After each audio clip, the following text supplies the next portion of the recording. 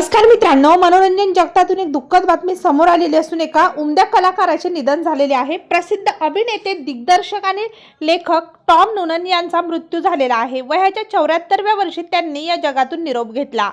त्यांनी आपल्या अभिनय कारकिर्दीत विविध चित्रपटात उत्तम भूमिका साकारल्या होत्या। निधनानंतर सिनेविश्वात त्यांच्या शोककळा पसरलेली आहे। या अभिनेत्याने आतापर्यंत लास्ट ॲक्शन हीरो आणि रोबोकॉप यासारख्या उत्तम चित्रपटाद्वारे प्रेक्षकांचे भरभरून मनोरंजन केले होते। त्यांच्या निधनानंतर सिनेसृष्टीत खळबळ उडाली।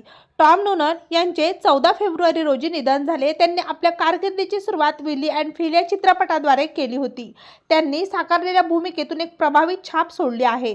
रोबोकॉप 2 मधील त्यांची भूमिका कौतुकास्पद होती। टॉम यांनी अभिनय कारकिर्दीत 1980 ते 2018 पर्यंत काम केले। त्या काळात त्यांनी 50हून अधिक चित्रपटांमध्ये काम केले होते।